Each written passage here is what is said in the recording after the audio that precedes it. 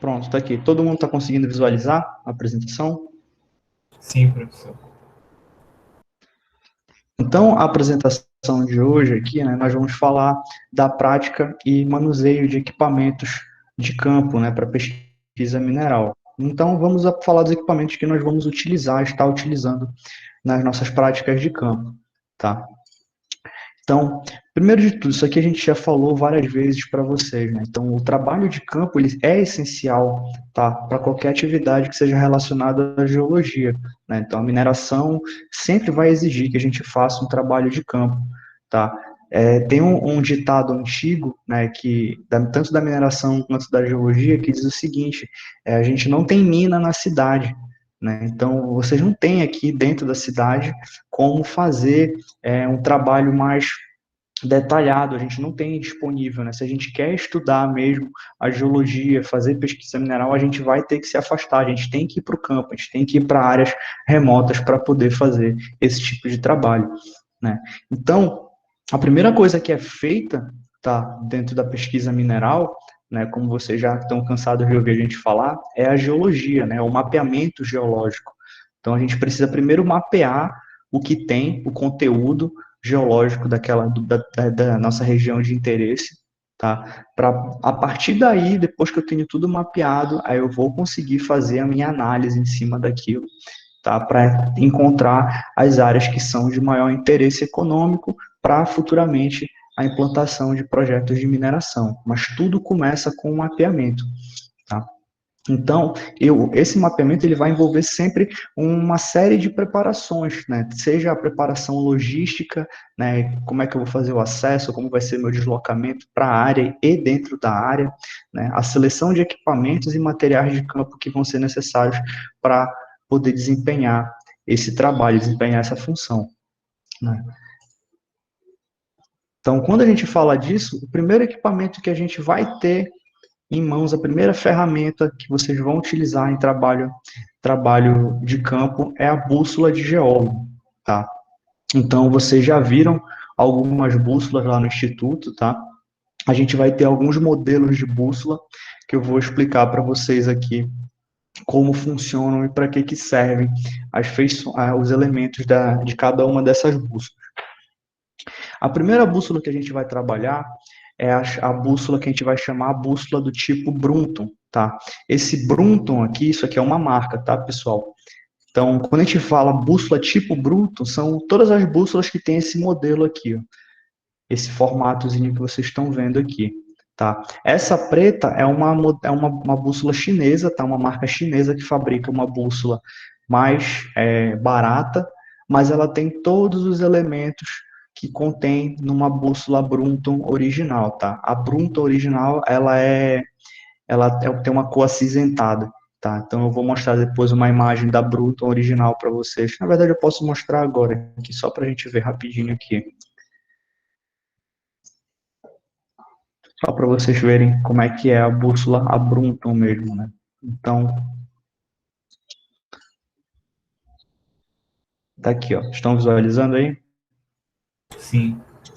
Então, essa é a bússola Brunton, né? A original. Ela é bem mais cara do que aquela bússola preta que eu estava mostrando ali, né? Então, a gente tem aqui a bússola Brunton, tá? Essa bússola aqui, eu já nem sei quanto é que está custando hoje em dia, tá? Mas antigamente ela custava já em torno, bora ver aqui no Google, que tá no Bing.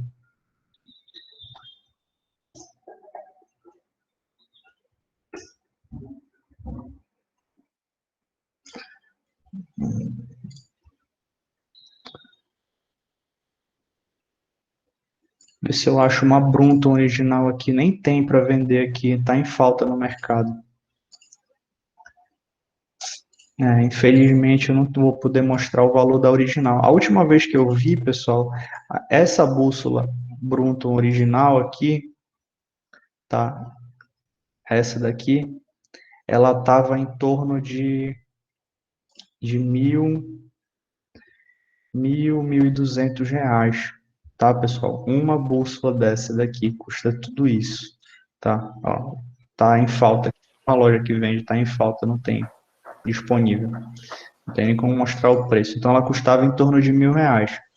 Enquanto a original custa em torno de R$ 1.000, né, essa daqui, na época que a original custava em torno de R$ 1.000, R$ 1.200, essa daqui estava custando na faixa de uns R$ 300 a R$ 400, essa pretinha aqui. Tá? Então, ela é a mais barata. Tá? É um modelo chinês, tá? A diferença prática em relação a ela e a Bruto original é a qualidade da construção, tá? As bússolas Bruto original costumam durar, a gente costuma dizer que dura a vida toda. Se tu não jogar ela, voar ela na parede, ela não vai quebrar, entendeu? Então é uma bússola bem resistente, bem robusta. Já essa daqui, com o tempo, ela vai perdendo, vai ficando mole, as dobradiças dela vão afrouxando ou vão travando, algumas partes vão enferrujando, tá? Então ela tem uma qualidade de construção inferior da original. Mas, para efeitos de medidas, de trabalho de campo, ela faz as mesmas coisas que aquela bússola Brunton mais cara faz. Tá? Então, vamos conhecer primeiro as partes da bússola. Tá? Então, aqui vocês estão vendo a bússola aberta. Tá? Então, aqui vocês vão ter vários elementos aqui que vão ter, cada um vai ter o seu nome específico. Alguns são bem óbvios, por exemplo, aqui a gente tem um espelho, né? Tá apontado aqui com a setinha, então a gente tem um espelho, tá? E a gente tem outras coisas que vão ter um nome um pouquinho menos desconhecido. Por exemplo, esses dois elementos aqui, né? A gente tem uma dobradiçazinha pequena bem aqui, com esse elemento aqui semicircular, com uma pontinha, e a gente tem um elemento idêntico no outro lado também aqui, na ponta dessa haste aqui, nós temos também o mesmo elemento. Então, esse elemento aqui são chamados de pínulas, né? São as pínulas de mira, tá? Elas vão servir para a gente poder alinhar a nossa visualização na bússola. Então, elas servem como um guia para, na hora que a gente está fazendo a visada, quando a gente está visualizando a bússola e fazendo, mirando em uma determinada direção. Então, a gente vai usar isso aqui, são um dos guias, são esses dois elementos aqui, tá? Vão ter outros elementos também que a gente vai acabar utilizando como guias, tá? Dentre eles, nós temos essa linha, não sei se vocês conseguem ver aqui no meio, da, do espelho tem uma linhazinha preta fininha. Consegue enxergar? Sim, senhor. Então, isso aqui é a chamada linha axial, ou como é mais comumente conhecida como linha de fé, tá? Linha de fé da bússola, tá? Isso aqui é outro elemento que a gente vai utilizar para fazer o alinhamento da nossa visada, tá? E, juntamente com ele, a gente usa essa haste que vocês estão vendo aqui, que tem um vazamento, um vazado aqui no meio, né? Ela é uma haste aberta, né? Então, essa haste aqui se chama alça longa de tomada de azimuth, né? Esse é o nome formal dela. Então vocês vão ver isso aqui como alça divisada ou simplesmente como visada da bússola também. É comumente chamado essa alça aqui, tá? Quando a gente fizer uma atividade prática, tá, presencial, que eu espero que a gente ainda consiga fazer, tá? Eu vou mostrar para vocês que quando a gente vai visualizar a bússola, deixa eu só aceitar alguém aqui na sala. Quando a gente vai fazer a visualização da direção, fazer a tomada de visada na bússola, a gente sempre vai alinhar essas duas pínulas, ao mesmo tempo que a gente alinha essa linha de fé aqui, a linha axial, com a alça divisada. Tá? Então, quando esses quatro elementos estão alinhados dentro do nosso campo de visão, então quer dizer que eu estou visualizando a direção corretamente. Tá? Se eles não estiverem alinhados, eu posso acabar gerando um erro na leitura da minha direção. Tá? Fazer um parênteses aqui. Eu acabei de falar que eu vou fazer uma visada de direção, vou fazer uma leitura de direção. Como vocês acham que eu estou medindo essa direção usando a bússola? O que vocês lembram aí, que vocês já aprenderam no curso que a gente usa para medir direções no campo? Hein, pessoal?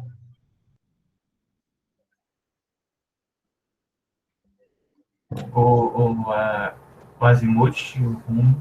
Exatamente, o rumo e o azimuth. No caso da bússola de geólogo, tá? Essa bússola aqui, a gente vai sempre medir o azimuth, tá? Não porque o azimuth seja correto e o rumo seja errado, não é isso. É porque como a bússola ela é graduada na borda interna dela aqui, a gente tem a graduação de 0 até 360, ou seja, uma volta completa.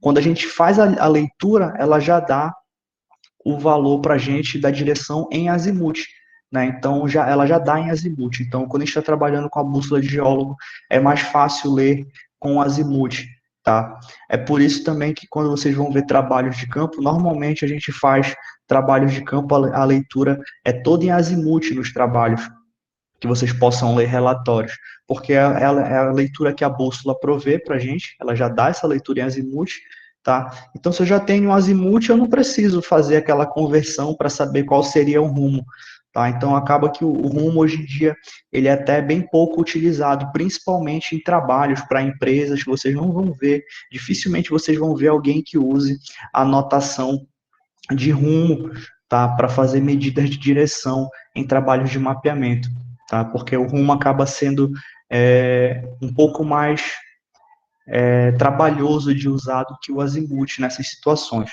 Então a gente faz a leitura aqui em azimuth, né? Ela vai dar essa leitura em azimuth para a gente, tá? Então, ainda falando de elementos que vão ajudar a nossa visualização, a gente tem uma abertura aqui na tampa da bússola, tá? Isso aqui é um buraco que tem um vidrinho aqui, nessa área não tem espelho, tá? Esse buraco aqui é chamado de abertura de mira, tá? A gente vai utilizar ele para fazer determinados tipos de medição que a gente vai poder fazer com a bússola. Por exemplo, a bússola, ela não tem tanta precisão para me dar medidas de inclinação. O que vocês lembram quando eu falo da medida de inclinação? O que vocês lembram lá da topografia de vocês? Hein? Nossa, de inclinação, não tô lembrado. Vocês fizeram práticas lá? Se eu não me engano, já foi com o Rodrigo que vocês fizeram isso? Não, professor. Não, Arenito. Não, era o Arenito ainda, né, na época de Aremilton. vocês. Não, mas Arenito. lembrei que quando vocês estavam fazendo prática de topografia com o Aremilton, eu participei de uma prática dele com vocês, foi até num sábado, eu lembro disso. Uhum. Então, eu lembro que ele mostrou lá, vocês estavam usando um equipamento lá. Que equipamento era aquele que vocês estavam usando? Eu não esqueci, mas sei qual é. Teodolito. Qual, Anderson? Não era o Teodolito? Teodolito. Teodolito. O teodolito. Para que servia o teodolito? O que vocês fizeram naquela prática lá? Foi aquela que eu perdi minha calculadora. Foi medir a inclinação do terreno? Eu acho que Isso. foi sim. Exatamente. Então, o teodolito, tá? Ele é responsável por fazer levantamentos topográficos, né? Então, o que ele vai permitir para vocês? Vai permitir vocês determinarem vários pontos sobre a superfície do terreno e verificar qual é a diferença de inclinação entre esses pontos, né? Então, quando vocês faziam a visada, vocês tinham que olhar um pouquinho mais para cima, às vezes, né? Com a luneta do teodolito. Então, aquilo ali gerava um ângulo de inclinação. E esse ângulo de inclinação, se a gente fizer todos os cálculos lá, tá? A gente vai ter uma aulinha só sobre levantamento topográfico para vocês relembrarem como é que funciona isso. Então, quando a gente faz todos os cálculos com aqueles ângulos lá, né, então vocês conseguem medir qual a inclinação do relevo, tá? Então, só que o teodolito é um equipamento de precisão, tá? Aqui, com essa abertura de mira, ela permite que eu faça com que a bússola funcione mais ou menos como funciona um teodolito. Então, eu consigo ter uma medida de inclinação utilizando a bússola. Obviamente, ela não vai ser uma medida que vai ser precisa igual a medida do teodolito, até porque o teodolito a gente coloca num tripé lá, bonitinho, nivela, faz nivelamento do equipamento, né? E depois para fazer a medida. Aqui com a bússola, a gente não vai ter todo esse aparato de estabilização. A gente vai fazer isso manualmente. Então, obviamente, vai ter um problema de precisão, tá? Então, a gente não vai fazer um levantamento topográfico completamente através de bússolas, mas essa ferramenta aqui permite que, se vocês estiverem num campo e precisarem medir a altura de um afloramento, por exemplo, tá? Assim, estimar a altura de um afloramento que vocês não têm como medir com a fita métrica, por exemplo, é possível estimar a altura desse afloramento utilizando essa ferramenta aqui e o clinômetro da bússola, tá? Então, a gente vai aprender a fazer isso também, tá? Os outros elementos que vocês vão ver aqui na bússola, vamos começar aqui pelo meio. A gente tem a agulha, tá? Que isso aqui, eu acho que todo mundo sabe como é que funciona a agulha de uma bússola, né? Ou não? Como é que funciona a agulha da bússola, pessoal? Ela sempre Eu não aponta pro sei, norte. não, professor. Não sabe? Ela, Ela ela vai sempre ser vai apontar atraída pro pelo norte. norte magnético. Ela está apontando para o norte magnético. Então, isso aqui é uma agulha, ela está imantada, que a gente chama, tá? Então, ela possui um magnetismo já inerente nela aqui. Isso é um material magnético aqui dentro. Então, por ele ser magnético, ele se alinha aos polos magnéticos da Terra, ele se alinha ao campo magnético terrestre, Entendi. tá? Então, é por isso que a bússola vai conseguir apontar sempre para o norte, tá?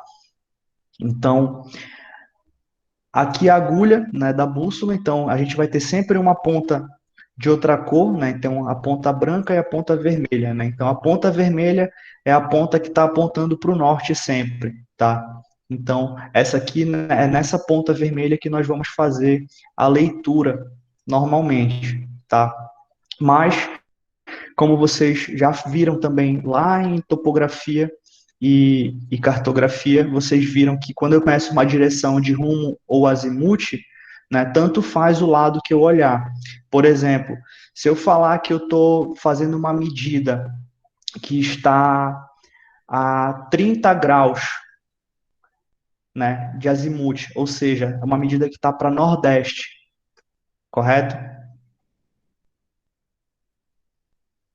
Sim ou não? Certo. Eu tava tentando lembrar os quadrantes aqui, é certo. Espera aí, bora relembrar isso aqui. Deixa eu aqui eu dei um jeito, como vocês sabem que eu gosto de ficar desenhando quando eu estou dando aula para vocês, eu dei um jeito de começar a desenhar também aqui nas aulas de computador, tá? Então, bora lembrar aqui. Então, se a gente tem aqui, né, só arrumar esse quadrante aqui, mais ou menos. Então, a gente tem aqui norte, leste, sul e oeste. Estão vendo aí?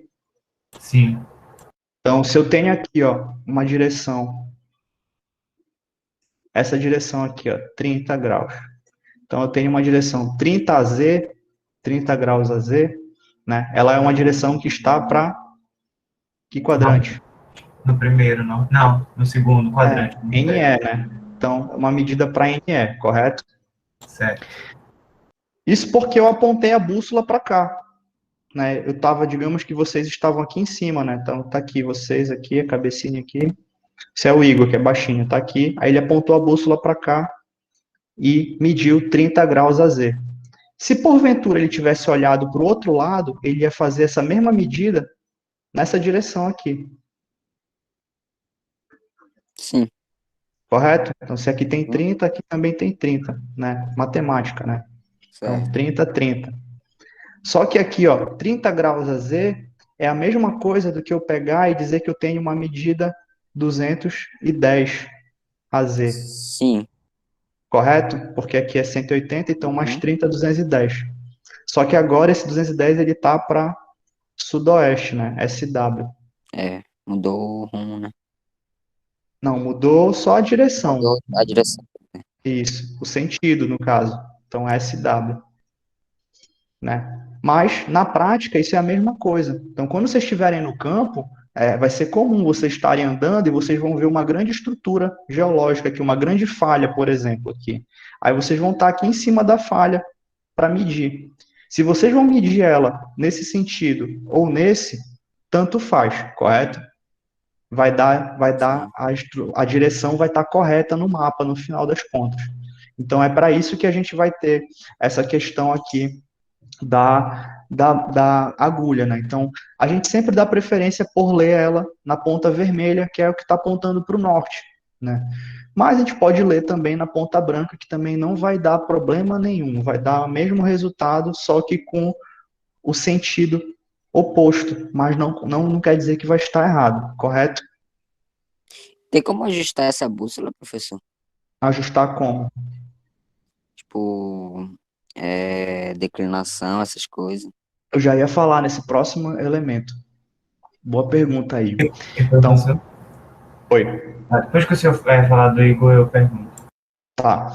Então, vocês lembram que a gente falou para vocês, já viram isso em outras disciplinas, existe aquele elemento chamado declinação magnética, né? O campo magnético, ele não é estático, ele modifica com o tempo, né? Ou seja, a posição do polo norte magnético e do polo sul, consequentemente, elas se alteram com o passar dos anos, né? E isso, por isso que a gente tem aquela informação em todos os mapas, a gente tem aquela informação lá, declinação magnética no centro da folha, tá? No ano tal, né? Então vocês aprenderam já até como calcular isso aí, né? Então a gente calcula essa declinação magnética. Depois que eu tenho a declinação magnética da área calculada, eu preciso fazer a minha bússola estar declinada para ela me dar a direção correta no campo. E essa declinação, esse ajuste da bússola, ele é feito por aqui, ó, por essa ferramenta aqui, ó, parafuso de ajuste da declinação magnética. Na imagem, ele não aparece muito bem, porque essa imagem ela é uma imagem infeliz. Deixa eu ver se eu consigo virar aqui a imagem da bússola para vocês verem, se eu consigo ver uma imagem com esse parafuso à mostra. Infelizmente, nenhuma dessas aqui está mostrando parafuso de declinação. Peraí, alguém pediu para entrar aqui.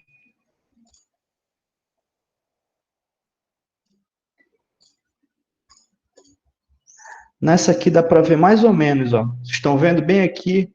Deixa eu abrir essa imagem numa outra guia aqui. E não dá para abrir essa imagem em outra guia.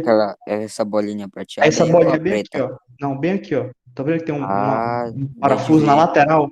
na Deu para ver lateralzinha, aqui? né? Pois é. Então ele fica aqui do lado da bússola. Então, aqui a gente está vendo a parte de cima da bússola, né? Na imagem, né? Com a agulha, tudinho. E bem aqui do lado, na parte inferior, bem aqui assim, ó, tem um parafusozinho. Esse parafuso, tá? Essas bússolas, elas vêm com uma chavezinha que encaixa aí, mas vocês podem encaixar qualquer coisa que caiba nesse parafuso. Ele geralmente fica, ele é bem salientezinho, que é para a gente estar, se estiver no campo, por exemplo, eu perdi a chave, eu preciso declinar a bússola. Pode usar o canivete, né, para ajustar. Então, conforme vocês giram ele para um lado ou para o outro, ele vai fazer com que o com que esse disco interno da bússola, onde tem a graduação aqui dos graus, ele vai girar para leste ou para oeste em relação ao norte. Né? Então, dependendo de como for a declinação para vocês, se for para leste ou para oeste, vocês giram o parafuso para um lado ou para o outro, até ele atingir o número de graus que vocês desejam para a declinação. Então, se a minha declinação for 20 graus, né, eu vou girar o parafuso até eu chegar aqui na medida 20 graus, seja para leste ou para oeste, né? Entendeu? Sim. Pode perguntar aí, Anderson, o que que tu queria perguntar? Ah, era do desenho que o senhor mostrou, né? Aqui, Lá que o senhor fez no Word. Aí que deu 210, azimuth, SW. Isso teria a ver com ponto antípoda, professor? com o quê? Que eu não entendi. Ponto antípoda. Putz, ponto antípoda, eu nem lembro o que é isso. Sinceramente. Aqui, como assim ponto antípoda? De onde tu tá tirando isso? Porque eu não sei, eu acho que vou confundir cartografia. Porque eu estou estudando cartografia, né, na geografia, pro vestibular. E eu estudei sobre ponto antigo, daí me veio essa dúvida agora, mas pode ser que nem tenha nada a ver. Pera aí, que eu já vou ver o que é isso aqui.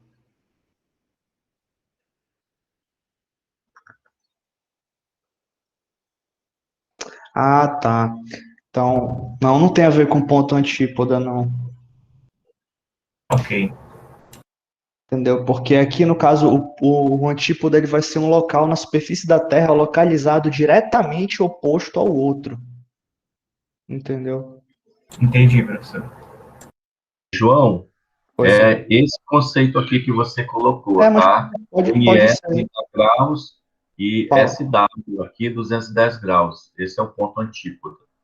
A É? O é o ponto na superfície terrestre imediatamente oposto a esse, com uma razão na direção gráfica de 180 graus.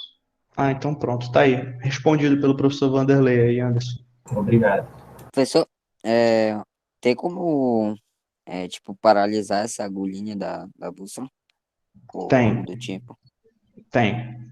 É o próximo elemento, né? Como a agulha da bússola, ela gira com o norte, né? Quando a gente movimenta a mão, né, a gente gira a bússola e a agulha continua apontando para o norte. Então isso pode prejudicar a nossa leitura. Quando a gente vai fazer a leitura da medida da direção no campo, tá? Então a gente posiciona a bússola lá na hora de fazer a medida, tá? Depois que a gente posicionou, a gente tem que fazer o nivelamento da bússola. Esse nivelamento da bússola para tirar a direção de superfície no campo, a gente faz através desse nível horizontal aqui, que é essa bolha redondinha. Isso aqui vocês já viram lá em topografia, nos equipamentos de topografia, tinha um nível horizontal, lembram? No Peraí, deixa eu dar um teodolito. zoom na imagem aqui. Ah, sim. Melhorou? Essa bolhazinha aqui, tá? Então, quando a gente posiciona a bússola na estrutura para fazer a medida da direção, a gente tem que nivelar essa bolha aqui, né? Então, quando a bolha está aqui no meio do círculo, quer dizer que a bússola está horizontal, está paralela à superfície. Eu só posso medir quando ela ficar paralela à superfície, tá? Depois que ela está paralela à superfície, a agulha vai terminar o giro dela, né? Porque a gente está movimentando a bússola, então a agulha fica meio que girando aleatoriamente. Conforme ela vai parando, ela vai parar apontando para uma das direções aqui que eu vou ler, tá? Então, para facilitar a minha leitura, para evitar que a agulha se mova, então a gente usa esse elementozinho bem aqui, ó, tem um pininho bem aqui, ó, tá vendo? Trava da agulha. Esse pininho aqui, quando a gente aperta nele, a agulha trava lá no meio. Então, permite que eu aperte o pino, a agulha trava, eu posso levantar a bússola e mexer, que a medida que ela já foi medido ali não vai sair da posição, entendeu? Então, a agulha fica na posição que ela estava na hora que eu nivelei. Então, eu travo a agulha, eu trago a bússola para próximo do rosto para poder ler o valor que a minha bússola está mostrando. Compreendeu? Sim. Né? Então, é isso que a gente vai fazer nas práticas.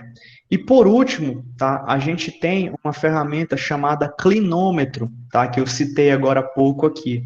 Então, o clinômetro, vocês notem que eu tenho aqui, eu vou dar mais um zoom aqui nessa imagem, né? Vocês notem que eu tenho aqui na borda, eu tenho aqui graduado de 0, tá, até 360, né? Então, a medida aqui de azimuth, né? Então, começa no 0, dá a volta completa aqui até 360, né? Quando chega no 0 novamente. Então, aqui eu tenho as medidas para medir o azimuth, né? A direção na superfície. Mas notem que aqui dentro, no fundo da bússola, eu tenho outros números aqui, ó. Vocês conseguem enxergar? Sim ou não? Debaixo do Sim, negócio, né? professor. Pois é, esses números que estão aqui, ó, eles variam de 0 a 90 graus. Estão vendo? Então, vai de 0 a 90. Então, 0 a 90, tá? O que que vocês lembram que varia de 0 a 90 graus que vocês viram na topografia? O rumo. O rumo, professor. Não, rumo não. Aqui a gente não usa rumo, aqui a gente usa azimuth. Fora o rumo, o que que varia de 0 a 90 graus? Que pode variar de 0 a 90 graus. Inclinação. A inclinação do terreno. 0, eu tô plano, né? Conforme eu aumento esse ângulo, eu vou aumentando a inclinação do terreno, até eu chegar em 90 graus, que seria uma parede vertical. Correto? Sim. Sim. Pois é, então o clinômetro ele vai servir para isso. Ele vai medir ângulos de inclinação em relação à superfície para a gente, tá? Então ele vai ter duas funções.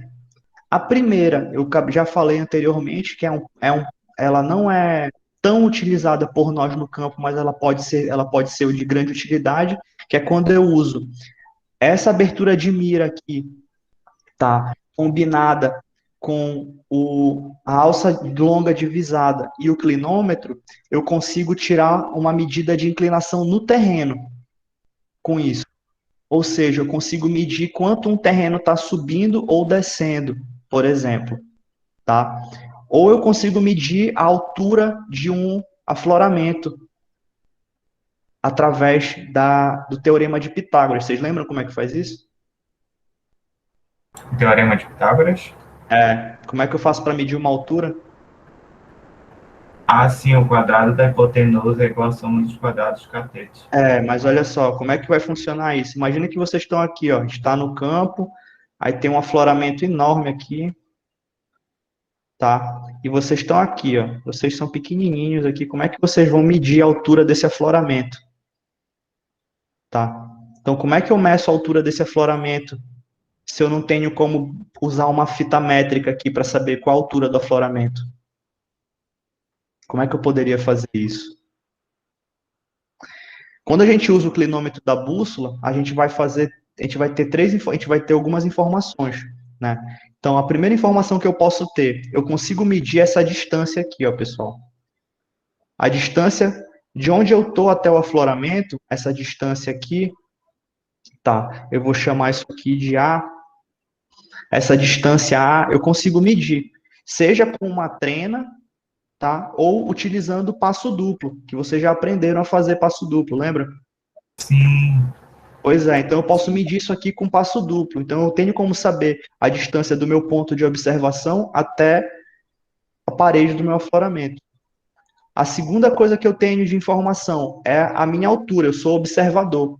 Então eu sei qual é a minha altura. E se eu não souber, eu tenho como medir essa altura aqui, ó, essa minha alturazinha aqui, que eu vou chamar aqui de Hzinho, essa minha alturazinha aqui, eu consigo medir, porque no campo a gente sempre tem uma trena, né? Então, um dos equipamentos de campo é a trena. Então, se eu não souber qual é a minha altura de observação, eu consigo medir isso aqui, tá?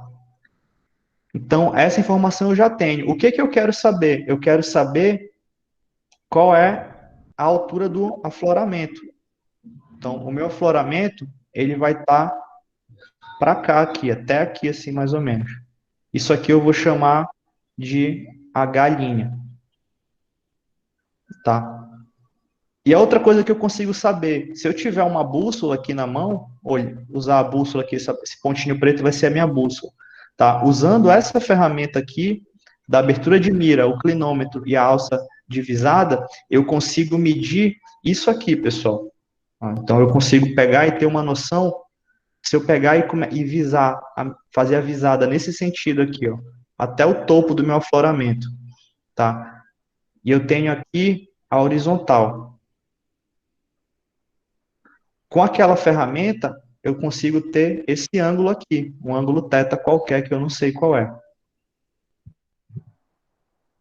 Então, se eu tenho o ângulo θ, consigo ter essa medida aqui, eu consigo calcular esse H aqui, esse H', tá? Como eu faria para fazer esse cálculo aqui das relações de ângulo? Lembra que a gente tem a hipotenusa, a soma dos quadrados dos catetos, né? Então, a hipotenusa, né? Então, botar Hzão igual ao quadrado é igual a ao quadrado mais b ao quadrado, né? Isso aqui é a teorema de Pitágoras, né? Mas aqui dentro a gente tem outras relações com ângulo, né? Vocês vão ter o seno de θ, cosseno de θ, e vocês vão ter a tangente de θ, correto? Sim. Então, se eu tenho a informação de A, eu quero saber qual é esse H aqui, né? O H' está bem aqui, ó. Ele está nessa posição aqui, é o H'.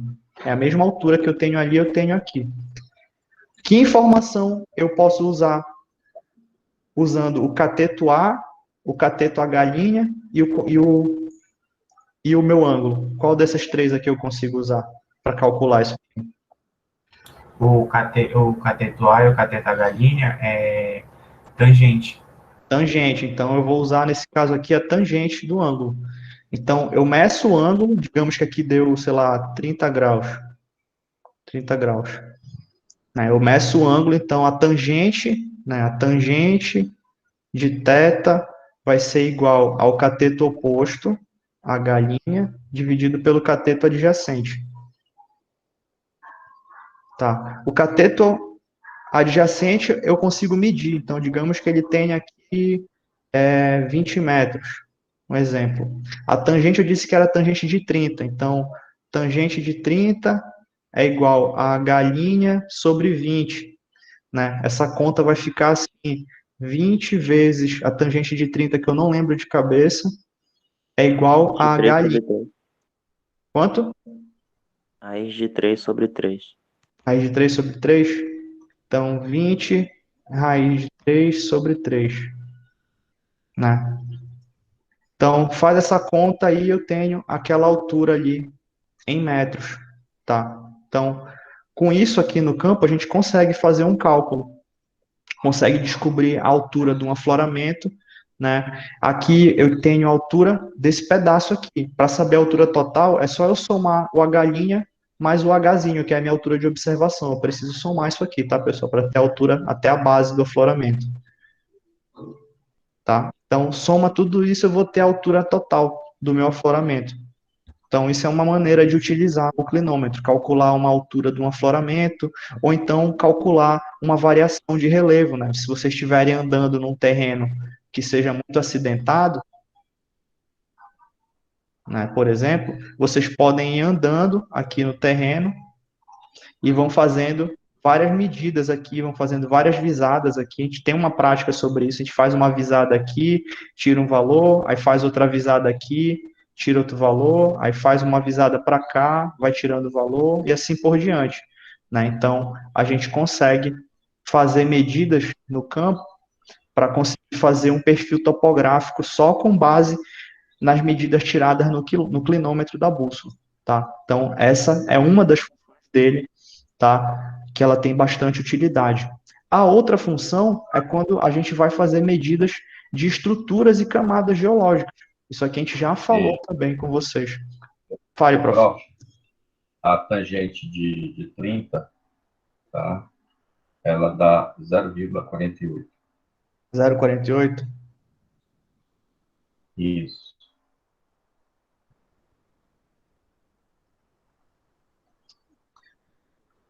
Então é 0,48 vezes 20, né? Bora só finalizar essa. Não, já está aqui, 0,77, 0,577. 577?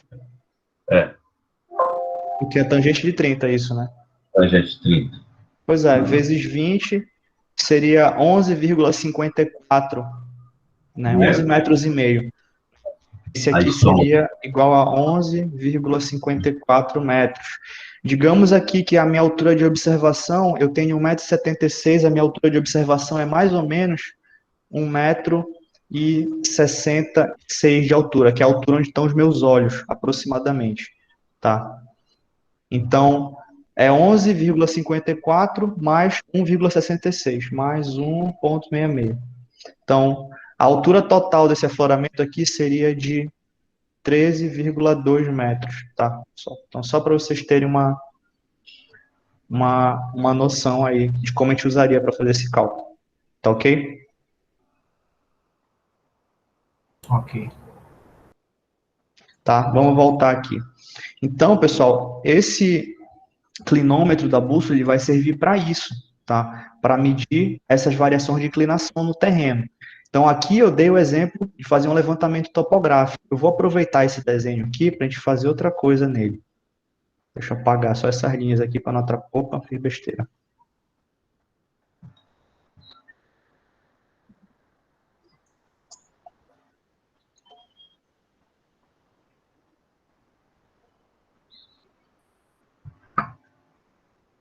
Outra função que a gente vai ter para o clinômetro, tá, pessoal, é medir estruturas, tá? Então, Imaginem que vocês estão aqui no campo, numa área do campo, e vocês vão encontrar rochas aflorantes. Se a gente estiver falando de rochas sedimentares, tá? A gente pode medir a inclinação de camadas rochosas. Então, se eu tiver rochas sedimentares aqui, ó, que vão estar inclinadas, por exemplo, camadas sedimentares inclinadas, e eu conseguir achar um plano de inclinação desse daqui, eu consigo usar o clinômetro da bússola para medir justamente esse ângulo aqui, ó. Então, se aqui é o nível horizontal, né? Aqui o pontilhado é horizontal. A minha camada aqui, digamos que isso aqui seja um arenito aqui, tá todo tem uma camada de arenito aqui que eu vou medir, tá? Quando eu pego a minha bússola e com o uso do clinômetro, eu meço esse ângulo bem aqui, ó. Esse ângulo alfa aqui, qualquer. Esse aqui, esse ângulo que a camada tem em relação à superfície, como é que a gente chama esse ângulo aqui, pessoal? Hein? Quem lembra aí? Eu não lembro disso. Não? O ângulo de mergulho, pessoal. Ângulo de mergulho da camada. Vocês lembram disso? Vocês não viram isso em cartografia? Ah, não, vocês não fizeram cartografia comigo, né? Agora que eu lembrei. Não. Geralmente eu faço uma aula sobre isso em cartografia, tá? Porque isso aqui a gente precisa entender para fazer mapa geológico, tá? E também vocês...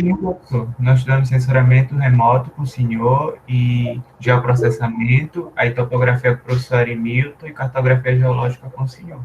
Foi. Não, foi comigo em Foi. cartografia? Foi. Então vocês viram isso sim, pô. Pois é, eu só não lembrava. Só não lembro. Pô. Mas eu falei, eu não lembro. Tá, É. então, olha só. Né? Então, esse ângulo aqui é o ângulo de inclinação que a camada forma em relação à superfície. Então, isso aqui é o mergulho da camada. Tá? Com isso aqui, eu tenho como saber para onde a minha camada vai estar. Né? Então, vamos lá para os desenhos. Tá, o negócio está ruim aqui. Deixa eu inserir uma quebra de página aqui. Então, vamos aqui para ter acontecido isso. Meu desenho está indo para... Não queria mudar de página dessa forma, mas tudo bem. Bora inserir uma quebra de página aqui mesmo. Não tem problema, vai para a página de baixo. Então, lembra que, né, eu sempre mostrava para vocês uns desenhos assim, né? Eu fazia um blocozinho assim para vocês. Então, vocês viam algo mais ou menos parecido com isso aqui, né? Então, se vocês estão aqui na superfície, né? E digamos que eu tenho aqui, vou botar o norte para cá, tá? Nessa direção aqui. Então, a gente tem o norte nessa direção. E vocês estão caminhando e vocês encontram aqui uma camada sedimentar, por exemplo, tá? Então, eu tenho aqui uma camada sedimentar. Aqui é o que eu vejo na superfície, tá? Então, na superfície, essa camada aqui, qual seria a direção dessa camada aqui? O azimuth dela aproximado? O que vocês acham que seria? Se aqui é o norte, essa camada ela está indo para onde? O sudeste. Nordeste? Para nordeste. Então, ela está orientada Nordeste. para nordeste, né? O leste estaria aqui, né? O leste. Então, essa camada é uma camada orientada para NE. Porém, aqui é o que eu estou vendo na superfície. Em subsuperfície, ela pode estar mergulhando. Então, ela pode estar mergulhando para um lado ou para o outro, né? Ou ela mergulha nessa direção aqui, tá? Ou ela poderia mergulhar no outro sentido. Então, eu poderia ter uma camada mergulhando para cá, sim. Tá? Então, eu vou deixar para esse lado aqui que ficou mais bonito o desenho. Então, eu tenho aqui a mesma camada em subsuperfície mergulhando aqui. Tá? E ela mergulha aqui com um valor, vou botar um valor alto aqui de 30 graus. Né? Então, aqui, ela estaria mergulhando para onde? Se a direção da camada é nordeste, para onde ela está mergulhando? Que sentido é esse aqui?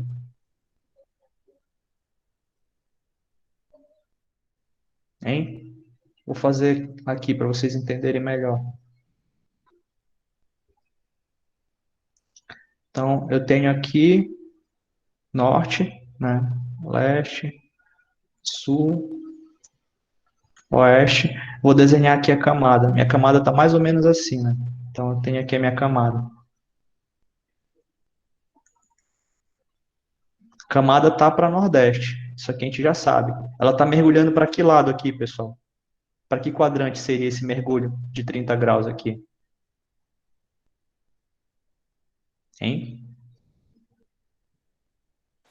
Vou ajudar vocês. A camada, se ela vai para nordeste, ela também vai para sudoeste, né? Então tá aqui a minha camada.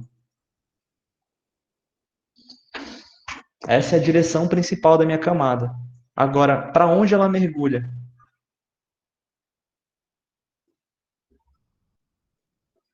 Facilitar mais um pouquinho. Para que quadrante ela está mergulhando? Sudeste? Sudeste. Para sudeste, Sudeste. exatamente. Isso. O mergulho, pessoal, eu já falei isso para vocês, ele sempre vai estar a 90 graus da direção da camada. Então, se a camada é uma camada NESW, ela só pode mergulhar para dois lados. Ou ela mergulha para NW, ou ela mergulha para SE, tá? Que é 90 graus de diferença do plano, sempre. Então, se eu botei ela nessa direção aqui, é uma camada que ela estaria mergulhando nesse sentido aqui, tá? Mergulhando para sudeste. Tá? Então, essa informação a gente coloca no mapa. Tá? Lá no mapa, quando vocês verem lá uma área que tem um arenito assim, por exemplo, então eu tenho um arenito aqui numa área. Aí vocês vão ver um desenho que eu mostrei para vocês isso, com certeza, que era um desenho mais ou menos assim, ó, que é uma linha com um tracinho assim. Então, isso aqui é o símbolo de acamamento, né? Acamamento sedimentar. Uma linha com um tracinho assim no meio. E o valor do mergulho vem do lado. Então, se eu tiver assim, com o valor, então eu tenho a linha, o acamamento medido e o mergulho indicado. Tá? Então, eu tenho aqui o acamamento com o mergulho. Tá? Então, essa outra informação, que é o ângulo de mergulho, a gente vai ter ela justamente utilizando esse elemento da bússola. Tá? Então, qualquer mergulho que vocês forem medir no campo, vocês vão medir utilizando o clinômetro. Seja o mergulho de uma camada, como eu falei aqui, ou se vocês tiverem, em vez de uma camada geológica, que pode ser em vez de ser uma camada de rocha sedimentar, como eu desenhei aqui, a gente pode ter outras coisas. A gente pode ter, por exemplo, uma série de estruturas aqui que vão aparecer, por exemplo, aqui, ó. Eu vou ver aqui em cima, né, uma rocha, por exemplo, aqui, digamos que eu tenho uma variação de rochas gnáissicas, tá? Rochas gnáissicas, que são rochas metamórficas, tá, pessoal? Então, eu tenho rochas metamórficas aqui, e eu tenho estruturas aqui que eu vou medir lá, que são estruturas de...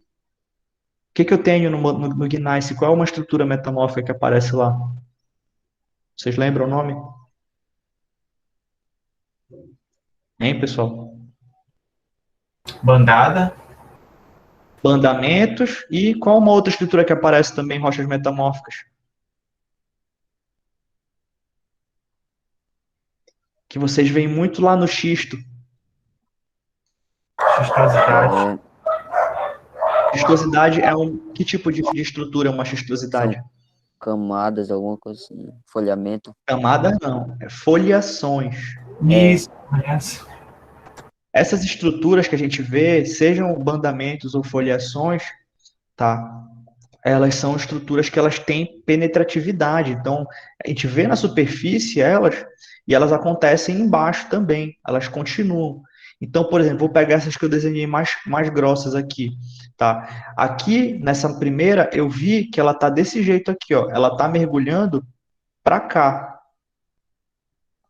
tá? Então, ela tá mergulhando para cá, a minha foliação. Vou botar uma setinha aqui. Então, ela tá mergulhando em direção ao norte ali. Aí eu andei mais um pouquinho. Nessa outra, bem aqui, eu já vi que ela tá mergulhando para cá, ó. no sentido oposto. Então, aqui ela mergulha para o sul. Aí eu andei mais um pouquinho nessa outra aqui, eu vi que essa outra, de novo, volta a mergulhar para o norte. E, consequentemente, eu cheguei na outra, eu vi aqui que ela volta a mergulhar para o sul. O que isso quer dizer para mim? Buguei. Bugou? Olha só, bora olhar aqui o corte lateral. Tá? A gente tem que tentar enxergar isso em 3 dimensões. Então, se ela mergulha para o norte, então ela está mergulhando para cá. Então, essa primeira aqui, ela está fazendo algo nesse sentido aqui, ó, mergulhando nessa direção. Porém, a segunda está mergulhando para cá, para o sul, no sentido oposto. Já a outra mergulha de novo para o norte. E a outra mergulha de novo para o sul. O que parece isso aqui para vocês, pessoal? Essas foliações, elas estão fazendo algo parecido com isso aqui, ó. O que parece essa estrutura para vocês aqui? Essas foliações, esses bandamentos, o que vocês acham que está acontecendo aqui? Esses pontilhados que eu fiz aqui, o que parece isso? Hein? Não consegue enxergar? Campo magnético. Campo magnético? Não. Isso aqui é rocha, pô, é rocha sólida. Que estrutura vocês veem que parece com isso aqui? Deixa eu facilitar aqui. Dobramento? Dobramento, exatamente. Tá aí, ó, me acertou. Então, isso aqui, ó, pode configurar, por exemplo, grandes dobras na minha área, tá? As foliações também que se encontram dobradas aqui, elas são deformadas, tá? Então, eu tenho grandes dobramentos. Isso tudo medido com aquela ferramenta lá, medindo o ângulo de mergulho, tá? É por isso que a gente demora bastante falando de bússola. Quando a gente chegar na parte prática, a gente vai demorar mais ainda falando sobre isso. E quando a gente chegar no campo, a gente vai pegar mais ainda no pé de vocês, para vocês conseguirem extrair essas informações. Tá? Porque vocês viram que a partir daqui, a gente chega em informações muito mais complexas a respeito da disposição espacial dos elementos que a gente encontra no campo. Tá? Perguntas? Não? Então, depois dessa explicação super comprida a respeito de bússola, vamos falar agora de bússola de novo. Tá? A gente tem aqui outros modelos de bússola, tá, pessoal? Essencialmente, eles conseguem fazer as mesmas coisas, tá? Conseguem tirar as mesmas medidas. Qual é a diferença? Alguns têm algumas ferramentas que tornam a sua utilização mais prática, tá? Então, essa bússola que vocês estão vendo aqui à esquerda, tá? É uma bússola da marca Brunton também, tá? É a marca boa lá, cara. Mas isso aqui é o que a gente chama de modelo OSS, tá? Isso aqui, vocês vão comumente escutar falarem isso, assim, é muito comum, ainda mais o pessoal mais antigo, então, em empresa, eles costumavam chamar isso aqui de bússola de técnico, tá? Bússola de técnico. Na realidade, ela serve para tanto técnico quanto para geólogo. Não tem uma função específica. Não é porque a bússola é assim que ela é bússola de técnico. Ela só é um modelo mais barato, né? Ela é toda de plástico, ela é mais acessível, tá? Ela não tem o modelo de agulha dela é um pouco diferente do modelo da agulha da bússola comum, tá? A agulha dela fica dentro de uma bolha de água aqui no centro. Tá? Mas ela consegue tirar todas as medidas que a gente faz com a bússola comum também. Tá? Então, ela faz a medida de direção em rumo, em azimuth, tá? Ela tem um nível horizontal aqui, ela tem um clinômetro dentro dela também, tá? É um clinômetro simplificado, mas tem. Ela tem as funções de visada para tirar a inclinação do terreno também, basta saber utilizar, tá? Então, ela tem as mesmas funções que a outra bússola, tá? A diferença é que ela não tem algumas ferramentinhas, por exemplo, ela não tem o pinozinho que vai travar a mira, né? Então, se eu não tomar cuidado, eu posso acabar errando a medida que eu tirei aqui na hora de ler, tá? Então, tem uma forma de Professor, operar com essa bússola. Oi. em campo, qual das duas tem o melhor custo-benefício?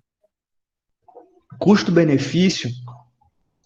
Cara, se No for falar geral. de custo, se for falar de custo-benefício, essa bússola de plástico ela é mais barata. Então, se ela vai conseguir fazer o mesmo serviço que a bússola de metal, que é cara, e ela custa mais barato, então o custo-benefício dela é melhor desse ponto de vista, tá? Estritamente econômico. Mas quando a gente vai falar em termos, por exemplo, de precisão, essa bússola de metal, ela é mais confiável do que essa aqui em termos de precisão nas medidas, tá? Então, se ela é mais confiável em termos de precisão, quer dizer que as informações que eu extraio com essa bússola de metal, ela é mais confiável e mais precisa, e com isso Que eu a outra. provavelmente vou cometer menos erros, tá? Então, se eu vou ter menos erros com essa, para um trabalho de exploração mineral, por exemplo, por uma grande empresa, então é Ela é melhor, melhor. essa é melhor, apesar dela ser mais cara, entendeu? Sim. Então, essa é a diferença, tá? Então, e à direita eu tenho um outro modelo de bússola aqui, tá? Notem que ela é um pouquinho diferente desse modelo aqui, ou daquele modelo que eu mostrei para vocês da Brunton, cadê? Desse aqui, ó, que tá na imagem.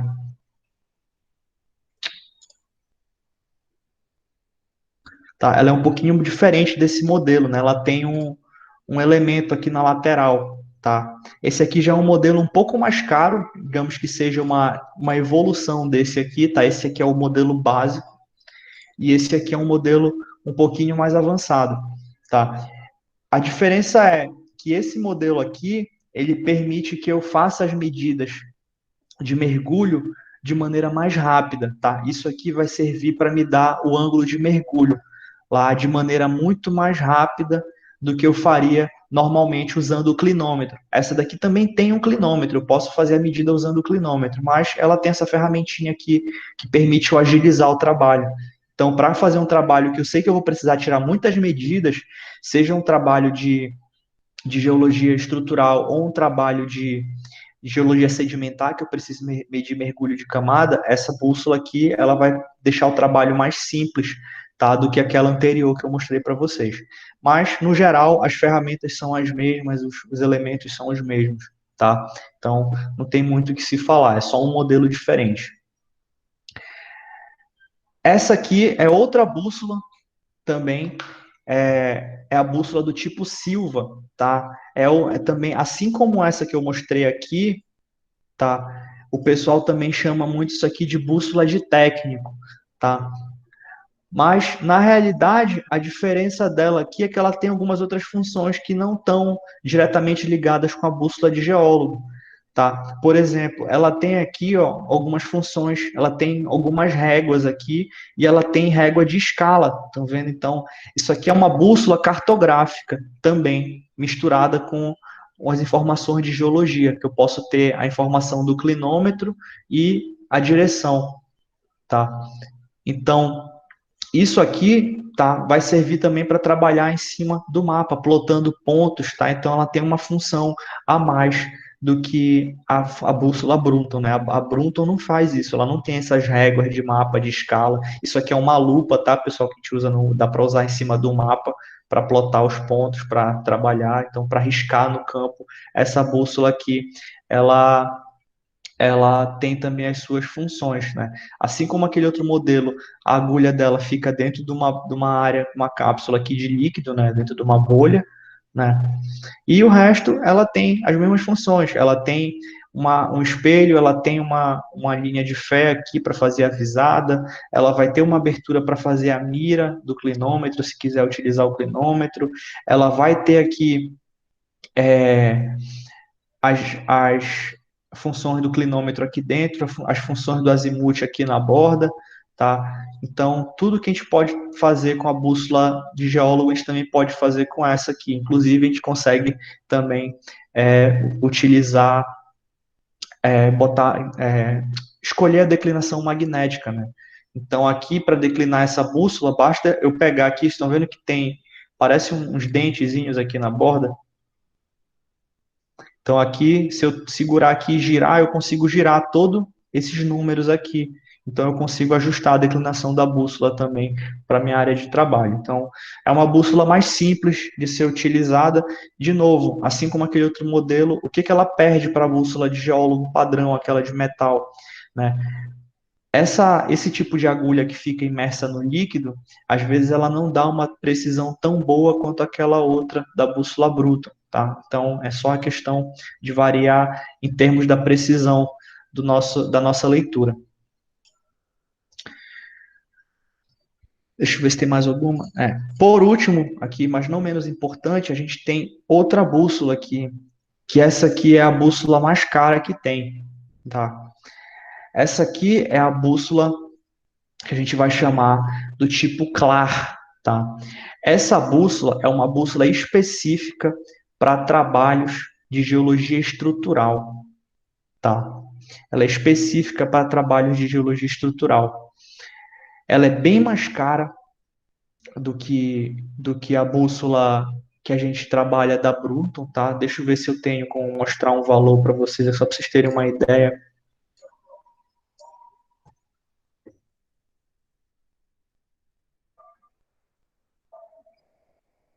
Tá aqui, bora ver quanto é que tá. Se tem o valor dela aqui no site. E tá sem preço. Da última vez que eu vi, pessoal, essa bússola aqui custava quase 3 mil reais. Então não deve ter ficado mais barato que isso, tá? Então, qual é a diferença dela para a bússola de geólogo? Tá? O que que ela tem de diferente? Tá? Vocês podem ver que ela não tem aquele clinômetro padrão igual o da bússola Brunton tem, aquele clinômetro no fundo. Ela vai ter as medidas aqui para rumo, para medir o azimuth, né, as medidas de direção.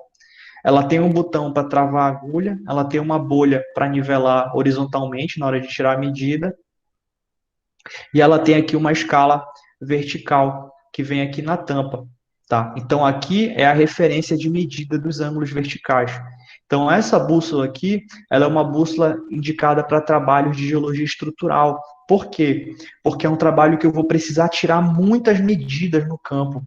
Várias e várias e várias, então eu vou tirar centenas de medidas no trabalho de campo, tá? Então, como são muitas medidas que eu vou tirar, essa bússola ela torna o processo de fazer essa medição de direção do plano e mergulho e sentido do mergulho, ela torna isso muito rápido.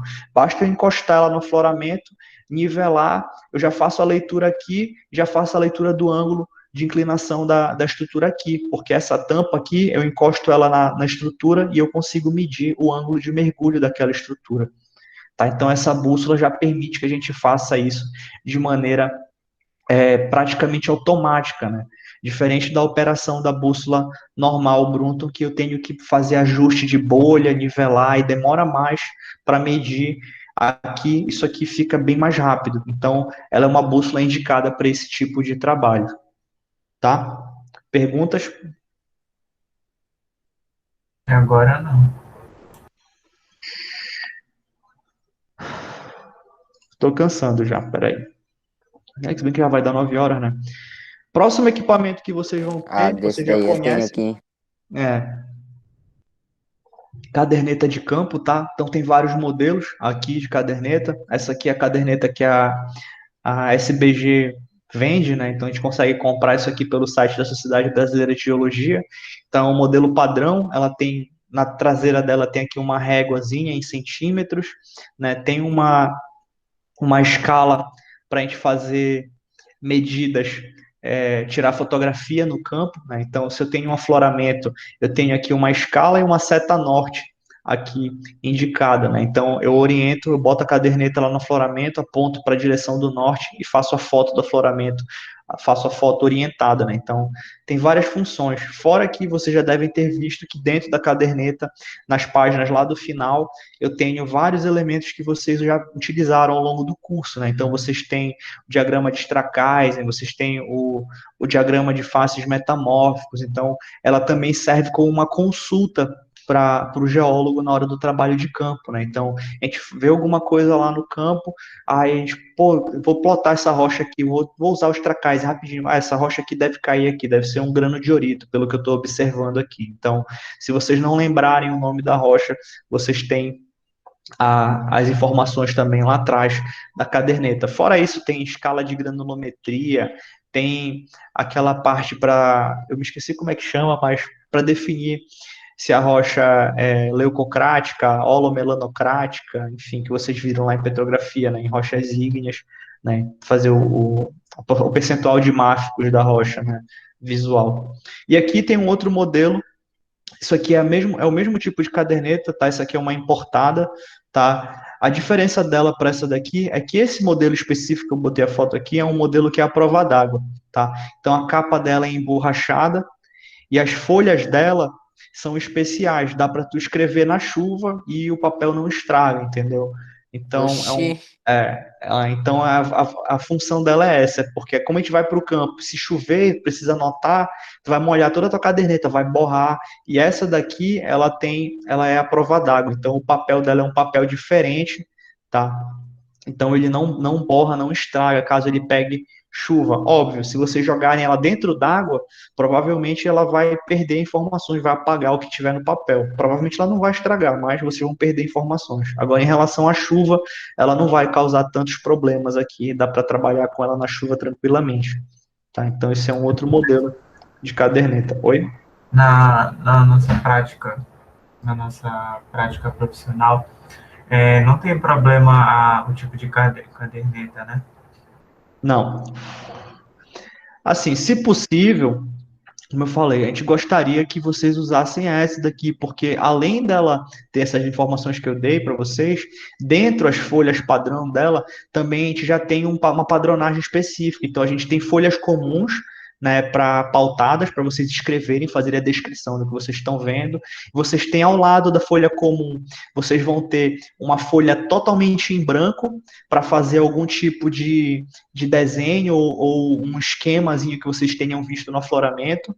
Tá? E ainda vão ter uma folha quadriculada, milimetrada, né? Aquele papel milimetrado, para fazer um desenho em escala, caso seja necessário. Tá? Então, a vantagem dela é essa. Na prática mesmo, vocês não precisam de tudo isso. Se vocês tiverem um. Vocês lembram aqueles caderninhos que a gente usava quando a gente era criança no colégio? Aqueles que tinham a capa dura, que era só uma cor? Pois é, um caderninho daquele resolve para um trabalho de campo, entendeu?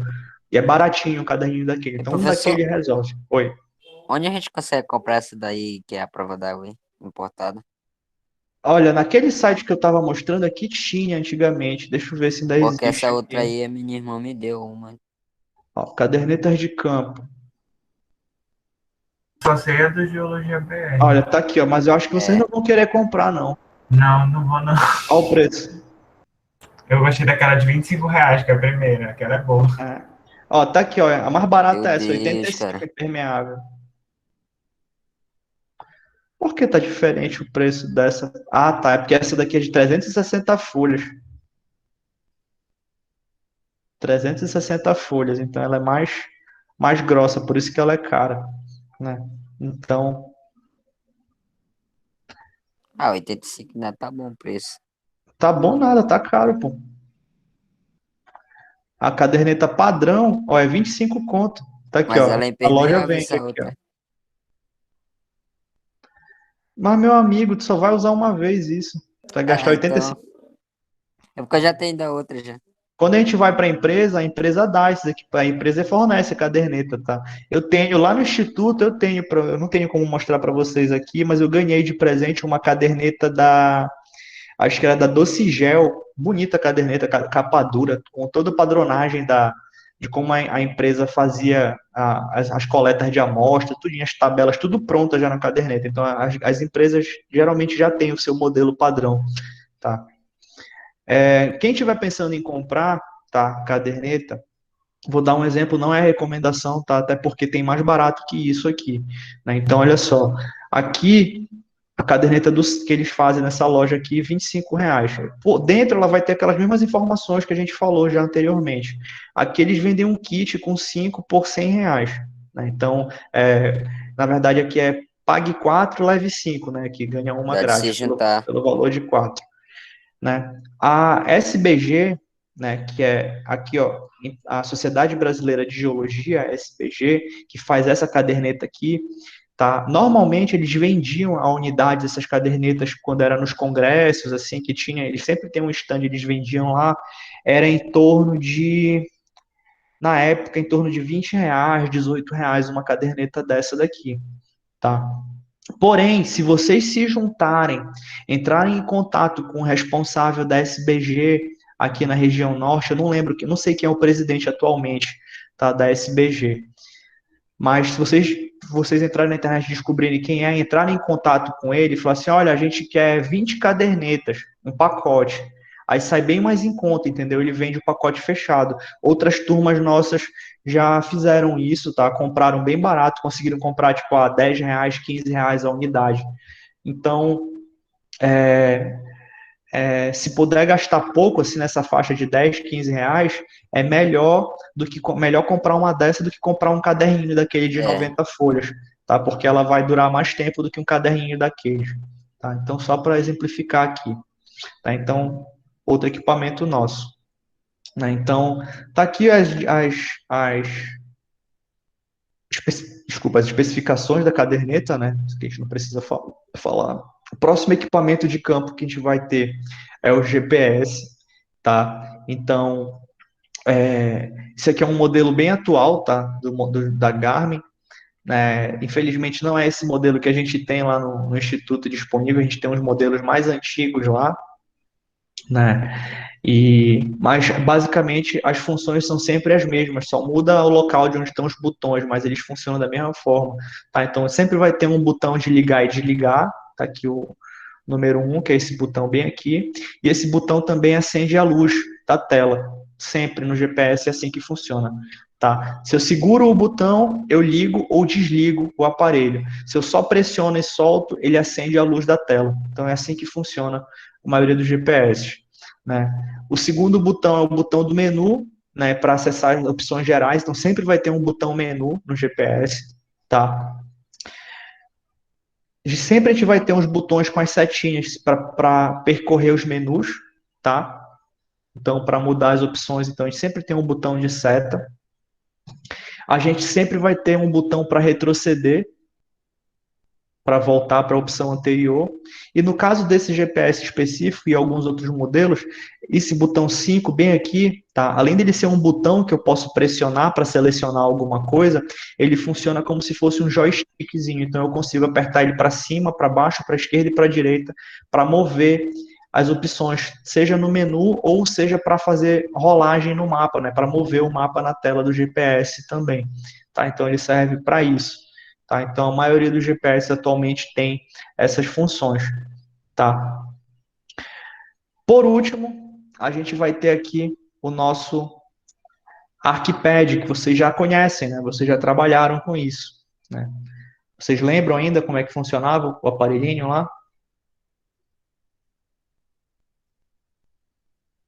Eu não lembro. Sim ou não? Não? A Não. gente fez aquele trabalho, a gente chegava cedo, vocês usavam os padzinhos para fazer o Não, era levantamento celular, lá. professor. Eu só fez na outra turma. A gente usava pelo celular, um aplicativo. Ah, foi o de vocês, foi o do celular, que agora a que eu gente me lembrei. comia, dava aquelas bolachas salgadas pra nós, a gente ficava fazendo Foi que a gente celular. pegou chuva para mapear o instituto. Vocês pegaram o chuva para mapear, mas vocês mapearam. Uhum. Foi, graças a Deus. Deu certo. Deu certo. É porque eu lembrei que quando vocês não tinham o pad ainda mesmo, tá certo. O pad chegou depois. Então eu vou explicar aqui com calma. O ArchiPad, tá? Ele é uma versão do ArcGIS, tá? Quando a gente falou lá em sensoramento remoto de geoprocessamento, eu falei que existiam várias versões do programa, né? Uma versão para aparelhos móveis, versão online, e a gente tem uma versão chamada ArchiPad, que é uma segunda versão móvel, que ela funciona com alguns tipos de sistema operacional. Mais precisamente, ela funciona com o sistema operacional Windows para não é o Windows Phone, tá? Era o Windows Mobile, que era uma versão mais antiga do que o Windows Phone, tá? Então, aqui ele vai ser muito parecido com o que vocês trabalharam lá em geoprocessamento, com ArcGIS, tá? Quando a gente abre o aplicativo, ele vai ter a opção de fazer um novo mapa, um projeto rápido, abrir um mapa que eu já tenha um projeto que eu já tenha preparado, ou abrir o último mapa, caso já tenha aberto algum anteriormente, ele habilita essa opção, tá? E a cara do programa é mais ou menos essa aqui, tá? Então, aqui embaixo eu tenho a tela do mapa, né? Eu tenho a tela do mapa, então aqui vai aparecer o meu shape, né? Os meus arquivos, tá? Aqui eu tenho os botões de navegação, né? Zoom, né? Zoom, aumentar o zoom, diminuir o zoom, a mãozinha para eu mover, né? O mapa, aquela ferramenta de movimentar lateralmente, e o botãozinho com o globo terrestre, que se vocês se lembram, era aquele botão que dava o zoom para todos os arquivos que estavam no projeto, né? Então, isso que a gente tinha lá no ArcGIS, né? E ele vai funcionar de que forma? Na forma de abas, né? Então eu tenho 1, 2, 3, 4, 5 abas diferentes do programa e cada aba vai ter as suas ferramentas, né? Então a aba principal vai permitir com que eu abra projetos, salve projetos, adicione novas camadas, modifique a ordem das camadas e a exibição das camadas, tá? Esse botãozinho aqui é o botão que a gente vai usar muito porque qual é a vantagem de se trabalhar com o ArcPad? O ArcPad permite que eu use o GPS do meu aparelho, que eu estou instalado o programa, para fazer o trabalho. Então, em vez de eu precisar ter um GPS para marcar o ponto no campo, anotar na caderneta, para depois criar um shape e colocar aquele ponto no meu shape dentro do computador, quando eu trabalho com o ArcPad, eu consigo usar o GPS daqui do aparelho para criar o meu ponto, ele já marca o ponto em cima do meu shape. Então, vocês já ganham um tempo precioso aí de trabalho, porque quando vocês marcam o ponto no campo, utilizando o pad, vocês já estão com o shape também criado. Então, quando vocês jogam essa informação no computador depois, é só organizar para finalizar o mapa. Vocês não vão precisar ficar recolocando pontos, replotando pontos. Tá? Então, a vantagem de se trabalhar com o ArcPad é essa, né? Então, ele permite com que eu acesse o GPS do aparelho, tá? Então, vocês não chegaram a trabalhar com os pads na época, né? Como vocês me lembraram, eu pensei que fosse vocês, mas foi a outra turma que já trabalhou, né? Então, vocês não trabalharam com os pads, mas quando a gente for para a nossa prática profissional, se Deus quiser a gente vai, né? Então, vocês vão trabalhar com ele, a gente vai fazer um treinamentozinho antes de a gente viajar para vocês poderem aprender a utilizar as ferramentas aqui. Mas como vocês utilizavam bem o ArcGIS, né, então vocês não vão ter muitas dificuldades aqui para estarem utilizando essas ferramentas, né? Então é basicamente navegar os menus e adicionar os pontos ou criar os vetores aqui na tela do aplicativo, tá? Por último, aqui, por último não, não, falta mais um ainda. Então, próximo equipamento que vocês vão ter são os martelos, tá? Então, aqui tem vários formatos aqui de martelos. O normal que a gente usa é esse martelo bem aqui, que é o que a gente chama de martelo petrográfico, tá? Ele parece uma picareta, tá? Ele tem uma ponta chata e uma ponta pontiaguda, né? Afiada, que a gente usa isso aqui normalmente para trabalhar rochas mais duras, né? Rochas ígneas, rochas metamórficas, tá? Esse aqui é o nosso martelo petrográfico, tá? A gente tem vários modelos, notem que eu tenho tamanhos diferentes, tá? Cada tamanho desse quer dizer que o martelo, esse aqui é um martelo bem mais leve do que esse, então eu não vou conseguir quebrar as rochas com tanta facilidade usando esse martelinho aqui, quanto se eu utilizar o martelo maior, né? Então, que eu vou ter mais massa, eu consigo ter uma força maior para conseguir extrair as minhas amostras, né? Então, eu tenho aqui 3 tamanhos diferentes, só varia isso, né? Tem 2 variações de modelo, um com cabo de cortiça e cabo de borracha, também não influencia em nada, é só puramente estético isso aqui, tá? A gente tem um outro martelo, que é esse aqui, que tem a cabeça um pouco diferente, tá? Que a parte de trás, em vez de ser pontiaguda como uma picareta, ela lembra muito uma pá, né? Parece um bico de pato, assim, mais chatinho. Então, esse aqui é um martelo que a gente chama de martelo estratigráfico, tá, pessoal? Então, esse aqui é um martelo que a gente usa para trabalhar com rochas sedimentares, sedimentos, rochas mais friáveis, mais moles, tá? Então, é um martelo específico para trabalhar com rochas sedimentares. E vamos ter esses outros aqui que são mais genéricos, né? Então, nós temos Marretas, né, tipos diferentes de marretas, com pesos diferentes, né, são massas diferentes, né, e nós temos aqui cisel e talhadeira, que servem também para ajudar a quebrar algumas amostras, né, tirar de afloramentos. Lá no Instituto, nós não temos todos esses equipamentos aqui. O que que nós temos?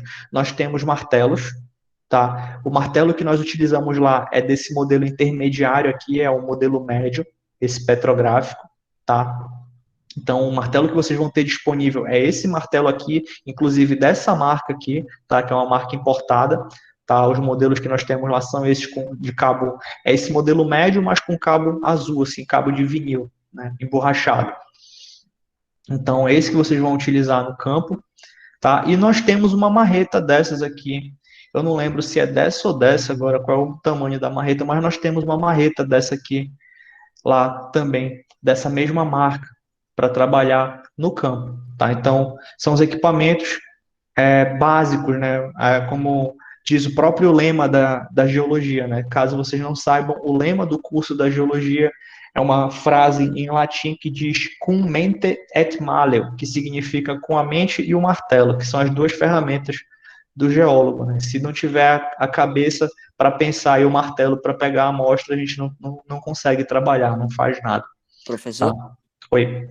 a gente vai utilizar prancheta para caso tenha desenhar alguma coisa ou... Se quiser, pode levar. Como eu Mas não falei, é obrigatório, não é nem necessário. necessário. Por quê? Na própria caderneta, ela é de capa dura, entendeu? Então, se vocês tiverem uma caderneta ou um caderninho daqueles que eu falei lá de capa dura, ele já vai servir como prancheta para vocês apoiarem para escrever. Então, não vai precisar se preocupar. Mas se tiver uma prancheta, melhor, porque aí vocês podem levar, por exemplo, umas folhas de papel A4, por exemplo, né, para estar fazendo desenhos esquemáticos, fazer uns croquis mais detalhados num papel maior. Então, é só para isso que pode utilizar, mas não é obrigatório, tá? Próximo, aqui os outros equipamentos que a gente vai ter no campo, né? Então, já respondendo novamente outra pergunta, né? Então, aqui a gente pode ter prancheta para trabalhar, não é obrigatório, tá? Facão a gente vai ter no campo, tá? Então, facão com bainha, tá? Que ele tem que ficar encapado para evitar acidentes, né? Que vocês se cortem ou cortem alguém, tá? Uma pá ou cortadeira, picareta e enxada. O que que é essa cortadeira aqui? Cortadeira, tá? É aquela ferramenta que talvez vocês tenham já ouvido falar como boca de lobo. Vocês já viram uma ferramenta como essa? Não. Vê se eu acho aqui com esse nome. Esses facões é o IFT, né? Tem um bocado lá. Tem. Tá aqui, achei.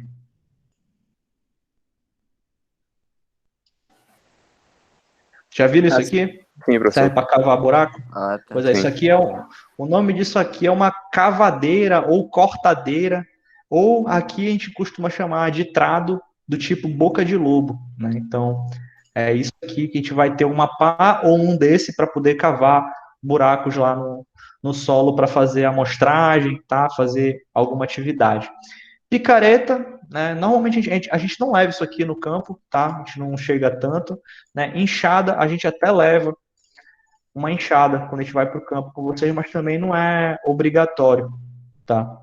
A gente tem uma lá no instituto. Ácido clorídrico diluído, tá? Então isso aqui a gente tem, a gente fornece para vocês, então HCl, né, o ácido clorídrico, ele vem diluído, tá? Nessa proporção aqui de 1 para 10 de diluição, uma diluição de 10% que a gente chama, tá? Então, vocês lembram para que serve o ácido clorídrico? Eu sei que tá ligado ao carbonato de cálcio, não é isso? Isso, a gente usa geralmente para fazer teste de Uhum. rochas carbonáticas, né? Então, se a gente suspeita que tem carbonato numa rocha, a gente pinga um ácido ali nela. Se a rocha, Sai uma espuma. se ela ferver, né? Se ela efervescer, é porque tem carbonato ali, porque o ácido clorídrico reage. Uma vez nós estávamos analisando o calcário lá no instituto aí. A professora Késia mostrou pra gente o ácido clorídrico agindo no É carbonato isso. de cálcio. Então a gente faz muito isso no campo, tá? Quando é uma rocha que claramente é um calcário, a gente não precisa fazer, a gente já sabe que é um calcário ali. Mas, por exemplo, tem rochas metamórficas que são bem difíceis de serem descritas no campo, que é um tipo de rocha chamado calcilicática. São rochas cálcio-silicatadas. Tá? É um tipo de rocha metamórfica. É bem comum quando a gente vai ali para a região nordeste do país, né? Ali para o lado do Ceará tem bastante, tá? E elas são bem difíceis de descrever, tá? A gente elas sempre geram uma confusão quando vocês olham para ela. Às vezes a gente acha que é um xisto, às vezes acha que é um gneiss e na verdade é uma rocha calcilicática, tá? Então a gente também é bom para rocha metamórfica, a gente também usa o ácido clorídrico para identificar muitas das vezes, tá? Então, câmera fotográfica, né? Hoje em dia a gente já algumas coisas a gente já vira uma coisa só. Por exemplo, antigamente a gente tinha câmera e um telefone, caso precisasse entrar em contato, né? Hoje em dia isso aqui é a mesma coisa, né? Os smartphones já suprem essas duas necessidades aqui, né? Então, os celulares mais atuais são muito melhores do que muita câmera por aí para fazer fotos no campo, né? Então, já resolve o problema aqui duas vezes, né? Então, tripé, né, para apoio, né, isso aqui a gente usa para alguns aparelhos, né? Então a gente usa isso aqui para fazer o nivelamento com nível topográfico, ou com estação total, ou com teodolito eletrônico. Então a gente vai ter um tripé, né? Sacos para amostragem, de preferência sacos de plástico para trazer as amostras, tá? A gente vai falar sobre isso na próxima aula. Fita crepe para fazer botar a nomenclatura das amostras, né, para poder escrever o nome da amostra, né, e marcadores para poder fazer essa escrita, né, e caixas de amostras para fazer a amostragem para levar as nossas amostras, né. Basicamente é isso, né. Temos a lupa que vocês já trabalharam lá nas descrições de petrografia, né? Então estão acostumados a ver as lupas lá. Isso aqui também, se vocês não têm, né, e tiverem oportunidade, dá para comprar. Então aproveitar que tem tempo, vocês conseguem comprar umas lupas muito boas, até importando da China e pela AliExpress, por exemplo, sai baratinho, às vezes paga R$3, R$4 na unidade da lupa. Vocês compram para a turma toda, dividem o frete, espera aí um mês e meio para chegar e chega tudo certinho. Vocês podem procurar caso tenham interesse, né? Porque o Instituto só vai fornecer uma lupa por equipe quando vocês forem para a prática profissional, né? Então, o interessante é que cada um tenha a sua. Cantil, então, para levar água, né? Hidratação no campo é de extrema importância. Colete não é obrigatório, mas é muito útil, tá, pessoal? Se vocês tiverem um colete para colocar caderneta nos bolsos, essas coisas, isso aqui é muito útil, mas não é obrigatório. Treina, né? A gente está acostumado já, isso aqui a gente vai ter também, né? A gente tem, se vocês tiverem possibilidade de comprar ou levar, ou já tiverem uma trena dessas comum de 5 metros que a gente tem para fazer obra em casa, isso aqui ajuda muito para fazer medidas no campo. E lá no Instituto a gente fornece trenas desse tipo aqui, uma para cada equipe, né? Uma trena dessa de enrolar, né? As nossas lá tem 20 metros, se eu não me engano, tá? Então a gente tem trenas de enrolar lá no Instituto. Bota, né? A gente já falou muito disso aqui. Bota, perneira, óculos de proteção, capacete não é necessário porque a gente não vai acessar nenhuma área que vai cair alguma coisa na cabeça de vocês, tá? Mas caso vá fazer acesso a alguma região que tenha risco de contusões na cabeça, né? Então a gente fornece os capacetes lá, o Instituto tem os capacetes lá próprios para trabalho de campo. Óculos de proteção não precisa ser desse tipo aqui, né? Pode ser aquele óculos transparente que a gente encontra em loja de equipamento de segurança, tá? É barato, tem modelos de R$2, R$3, também dá para vocês comprarem um bocado para a turma toda, um para cada um. Para que a gente usa o óculos? Para quando a gente estiver no campo, a gente vai quebrar uma amostra, quando a gente dá uma martelada na amostra, muitas vezes voa lasca, ainda mais se for uma rocha muito resistente. Então, por exemplo, uma rocha que é muito boa para fazer lasca é basalto, né? Rocha vulcânica. Um basalto de granulação fina, né? Bem fininha, é danado para causar acidente. Por quê? Quando a gente bate no basalto, né, e ele lasca, ele quebra através de uma fratura que a gente chama de fratura conchoidal. que é aquela fratura parecida com aquela fratura de vidro. Sabe quando a gente quebra um vidro que faz aquela fratura que a borda fica parece uma concha fininha Uhum. do vidro? Pois é, o basalto quebra igualzinho aquilo. E aquela borda é fina, bem amolada e corta.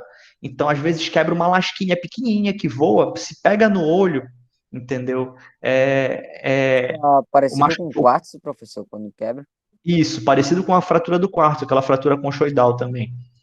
Então, o basalto, quando ele quebra, ele voa, ele lasca muito, entendeu? Então, se vocês não tiverem com óculos de proteção, vocês podem acabar sofrendo acidentes, machucando o olho. E não é só o basalto, eu falei o basalto porque é um dos piores, tá? Mas granito também, quando quebra, ele lasca, voa pedaço, entendeu? Voam uns fragmentos pontiagudos, tá? Então vocês vão ter que ter um óculos de proteção, tá? De preferência um que cubra bem, assim, a frente do olho. Aí antes que alguém me pergunte, professor, mas se eu tiver de óculos escuro? Dependendo do modelo de óculos escuro, vocês não vão conseguir proteger bem os olhos. Eu vou dar um exemplo que aconteceu comigo, tá? Para vocês ficarem cientes. Eu fui para o campo uma vez quando eu estava na graduação ainda, e eu tive que quebrar justamente um basalto, e eu estava de óculos escuro, tá? Porque eu achei que o óculos escuro protegia. Só que eu estava com óculos de escuro daquele modelo, não era um Ray-Ban, mas era um modelo do Ray-Ban. Eu só tava de Juliette. Modelo parecido com esse aqui, né? Esse óculos, ó, se vocês olharem a foto da moça aqui, ó, ele protege a frente, mas ó, embaixo ele é vazado, né? Nas laterais ele é vazado, em cima ele é vazado, tá? Então, quando eu quebrei a amostra, o que aconteceu? A lasca de basalto entrou exatamente por baixo aqui, tá? Entrou por baixo e por pouco não pegou no meu olho, pegou bem aqui na lateral, assim. E foi uma lasquinha de nada. Só que essa lasquinha de nada foi o suficiente para fazer um corte na pele e começou a sangrar, entendeu?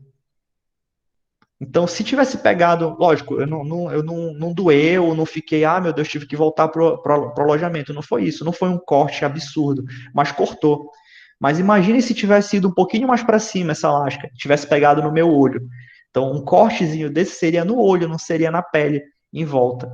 Então, isso poderia gerar um problema muito maior para mim, né? Então, a gente tem que tomar muito cuidado com a proteção dos olhos, né? A perneira é só para proteger de animais peçonhentos, né? Então, a gente não tem isso no instituto ainda. Eu tô até, já falei, a gente tem que fazer uma solicitação para ter umas perneiras, porque às vezes a gente entra em locais que tem mato, né? Mato alto, então a gente não tem como ver se tem cobra, algo do tipo ali, né? Então é bom ter uma perneira, né? Assim como é bom a gente sempre andar de calça jeans no campo. Tá? Quando chegar na época da gente ir para a prática profissional, normalmente eu e a professora Késia fazemos uma aula com vocês a respeito de, digamos assim, normas de segurança, tá? De como andar, como se tratar, como se portar no campo para evitar acidentes. Então a gente costuma fazer essa pequena aula com vocês, né? Então a perneira e uma calça jeans grossa também ajudam a gente a proteger as pernas, tanto de ferir com alguma coisa que bata, né, na perna, alguma planta venenosa ou até mesmo animais venenosos como Professor, cobras, né? tem Oi. alguma calça ou blusa que seja apropriada assim para ir pro campo? Seja própria para isso? Não, a gente recomenda que vocês usem calça jeans, tá? Uma calça jeans um pouco grossa, justamente para evitar que vocês. Às vezes a gente anda no mato, tem espinho. Se vocês tiverem com uma calça muito fina, aquelas calças de tactel, por exemplo, o espinho passa, entendeu? E vai ferir a perna de vocês de graça, entendeu? Então a gente recomenda que vocês usem calça jeans, tá? Em relação à camisa, a gente recomenda camisas de manga comprida, para proteger do sol, tá? E um chapéu que proteja também a cabeça e o pescoço de vocês do sol, para vocês não pegarem insolação nem queimaduras, tá? Tem tipos de roupas que o pessoal usa para viagens de campo, tá? Deixa eu ver se tem aqui, né? Aqui nessa loja tinha antigamente, eu não sei se tem, só para mostrar um modelo para vocês. Vestuário, tá aqui. Aqui tem um modelo. É caro pra caramba, tá? Não recomendo. Esse tipo de camisa aqui, tá? Ó, o preço da camisa é bem caro, tá? Misericórdia. Qual é a vantagem dela? Aqui na parte traseira, ela tem umas aberturas, tá? Então aqui são dois buracos, tem uma telinha tá? Nesses buracos, que é para não entrar um bicho por aí e picar vocês, por exemplo, mas é uma abertura de ventilação, né? Então, uma abertura de ventilação, uma camisa que a gente não sente tanto calor com ela, tá? Mas ela é cara pra caramba. Não recomendo vocês gastarem dinheiro com isso, tá? O que que eu costumo, inclusive eu utilizo atualmente, e eu comprei até relativamente barato quando eu comprei, foi isso aqui, ó. Eu comprei dessas aqui. Eu tenho duas camisas dessas aqui quando para ir para o campo. Então, essas camisas que a gente usa para ir para a praia, camisa de proteção UV, né, que tem proteção contra o sol. Ah, tem Né? no shopping. Pois é, ó, eu comprei na Centauro na época. É Ó, baratinho. ó. Essa aqui é uma camisa térmica, não é desse tipo aqui. Isso aqui tá errado. Eu quero UV. Essas aqui, ó, proteção UV, ó, fator de proteção 50. Então vocês encontram aí hoje em dia de R$ 50, né? Se vocês forem, às vezes, eu comprei lá eu comprei uma no Formosa de R$ 39, então às vezes vocês encontram naquela seção de onde tem roupa de praia, né? De banho, biquíni, bermuda, sunga, Tem lá essas no coisas. Castanheira, professor.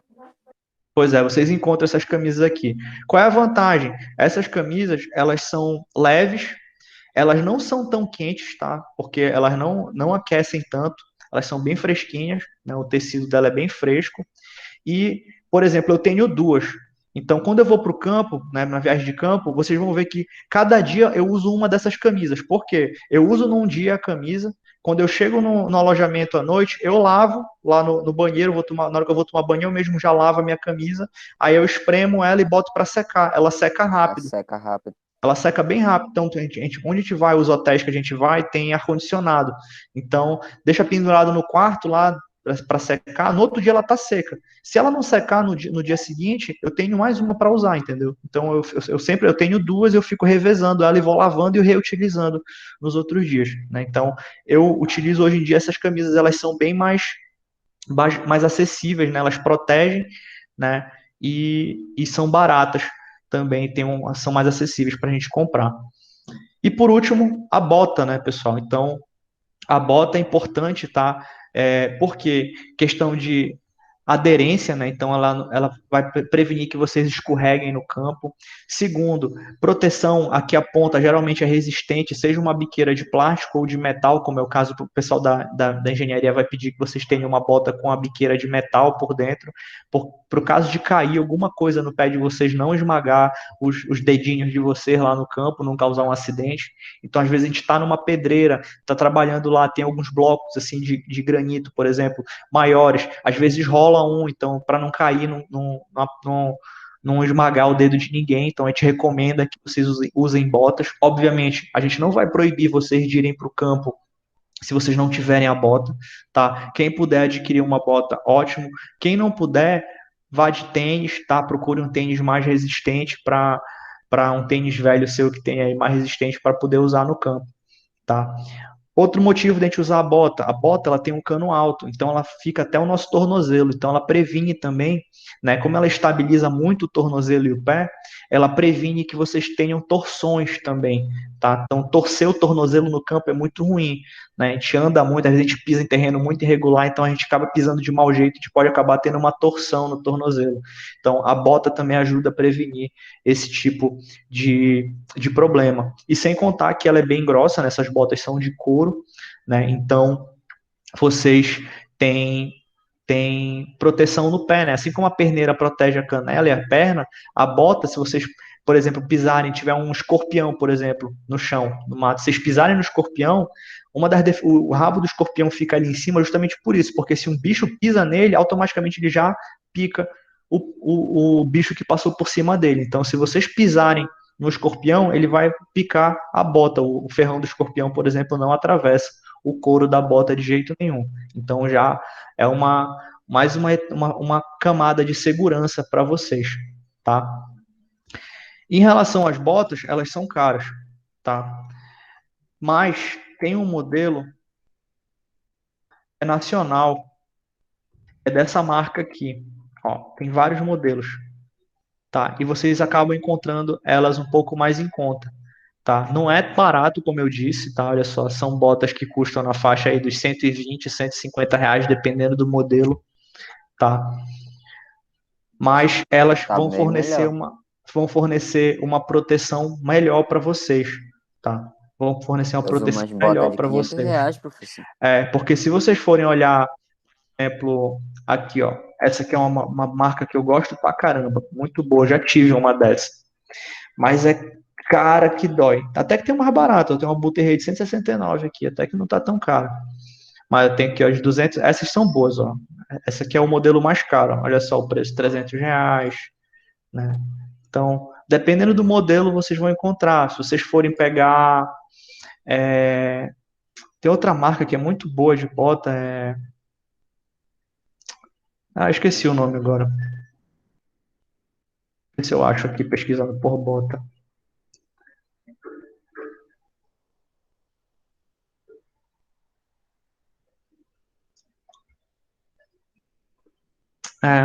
Não lembrei agora do nome da bota, tá? Mas tem muitas botas que são mais caras e não vale a pena. Por exemplo, uma que eu não recomendo nem de jeito nenhum é essa marca aqui, ó.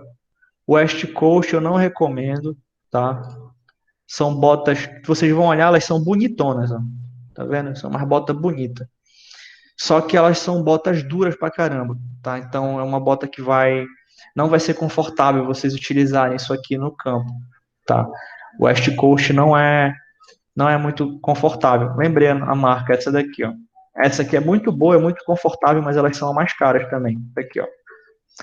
Timberland, ó, 596 reais, 899 reais. Então tem bota caríssima, tá? Então, se vocês forem adquirir uma bota, recomendo vocês comprarem uma bota mais em conta, como eu mostrei para vocês. Essas aqui que são próprias para trabalhos, são botas de serviço, né? Então aqui são botas de serviço para vocês trabalharem, né? Aqui bota Professor, então Bracol. essa marca aí já vem com biqueira de ferro? Algumas sim, tá? Peraí que eu fui pro lugar errado aqui. Cadê? Olha, tá aqui, Bracol.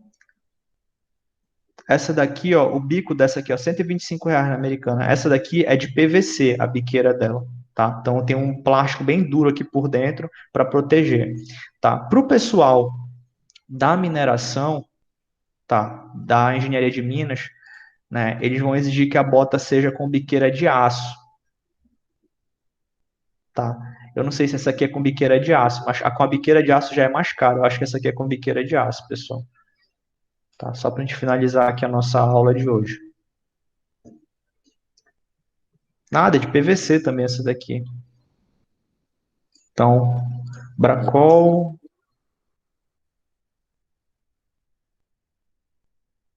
Se eu acho aqui.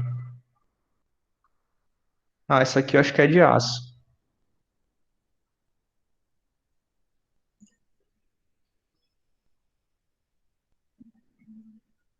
Não, PVC também.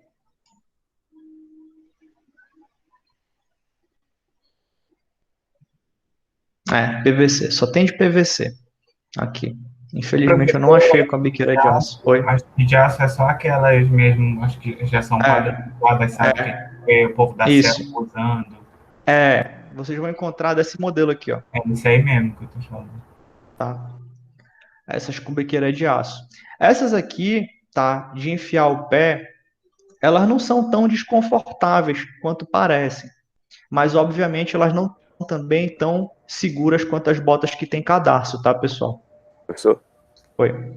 esse daqui que o senhor mostrou, esse modelo aqui, que não é tão, esse modelo aqui mais simples, que preto, que é o que eu tenho, e se não tiver meia grande, ele machuca todo o seu tornozelo? Tornozelo.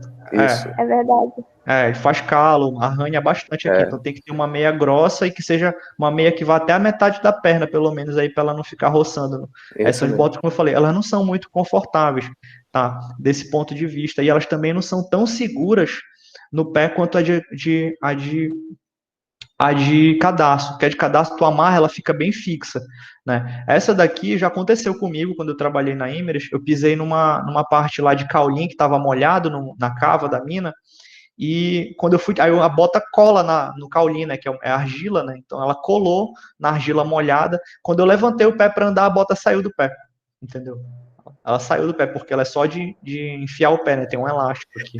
Meu Deus. Aí imagina tu ficar só brincando de saci dentro da mina, foi o que aconteceu comigo.